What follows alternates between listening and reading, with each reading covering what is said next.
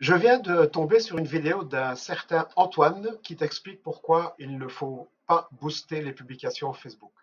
Et franchement, je ne suis pas d'accord. Parce que si tu es coach, consultant ou bien thérapeute et que tu vends de l'accompagnement, alors ce qu'il raconte pourrait te faire passer à côté de dizaines d'opportunités de vente.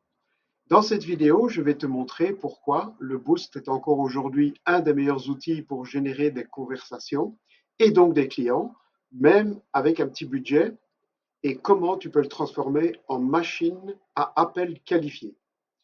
Si tu veux voir comment adapter tout ça à ton activité, eh bien commente Boost et je t'envoie un petit guide. Antoine nous dit que le Boost, c'est bon pour les likes, les commentaires et flatter notre ego, mais que ça ne vend pas. Ce qu'il oublie, c'est que le boss peut être aussi configuré pour générer des conversations sur Messenger. Et aujourd'hui, soyons honnêtes, essayer de vendre une offre à 2000 balles via une page de vente froide, c'est très difficile. Les gens veulent d'abord passer par un humain, poser des questions, sentir qu'ils sont compris. Et Facebook a prévu tout ça. Il peut ajouter un objectif message dans les boosts. Donc oui, les boosts peuvent générer des ventes. Et maintenant, tu vas voir pourquoi même le ciblage automatique peut être détourné à notre avantage. L'argument, c'est le boost cible des gens qui like, pas des gens qui achètent. OK, si tu laisses Facebook faire tout seul, oui. Mais tu peux très bien aussi créer tes propres audiences dans le Business Manager et l'utiliser dans le boost. Les gens qui ont visité ta page de vente, ceux qui ont ajouté un article au panier, ou même ceux qui ont regardé 75% de ta dernière vidéo. Résultat, tu cibles les personnes avec une vraie intention d'achat et tu vas voir que c'est même une des meilleures manières de tester rapidement ce qui marche, sans dépenser des fortunes. On dit souvent, oui, avec le boost, on ne peut pas faire de vrais tests. Mais bien sûr que si. Si tu postes deux contenus avec des angles différents, tu mets 5 euros par jour sur les deux angles pendant 3 jours et tu regardes les résultats.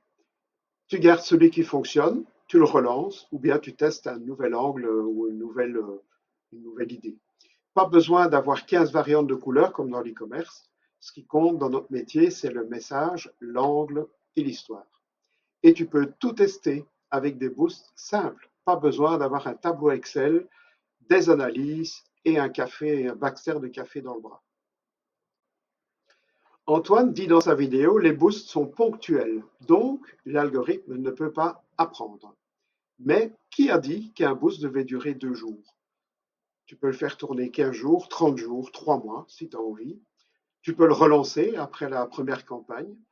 Et oui, l'algorithme apprend, même avec des boosts, à condition d'être cohérent et de garder ce qui marche.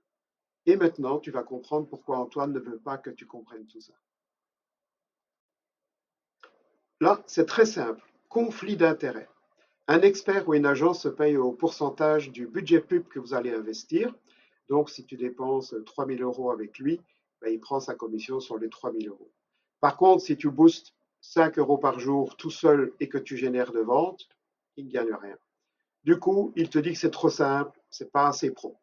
Sauf que dans ton cas, tu veux les appels des clients, pas un MBA en publicité. La vérité, c'est qu'avec leur système, ces experts visent les 2% de gens chauds, des gens qui sont prêts à acheter. Et ils laissent tomber les 98% restants. Mais Google a prouvé un truc. Pour qu'un prospect devienne client, il lui faut 7 heures de contenu, 11 points de contact sur 4 canaux différents pour que le prospect nous fasse confiance et achète quelque chose. Et là, les boosts sont une arme redoutable. Tu publies des vidéos qui expliquent ton approche, tes idées fortes, tu crées des audiences avec ceux qui regardent 25, 50 ou 75%, tu les nourris, tu leur envoies un lead magnet, une vidéo de vente, un webinaire, peu importe, et ils finissent par réserver un appel avec toi. C'est simple, efficace et rentable. Et voilà pourquoi je continue d'utiliser le bouton Booster la publication, le petit bouton bleu qui est en dessous de votre poste, parce qu'il permet de tester, de cibler et de vendre. Et surtout parce qu'il me permet de remplir mon agenda d'appels qualifiés sans dépendre d'une agence ni exploser mon budget. Et si tu veux qu'on regarde ensemble ce que tu pourrais améliorer pour avoir le même effet, laisse un commentaire en dessous de la vidéo, un commentaire avec boost dedans, et je t'envoie mon petit guide.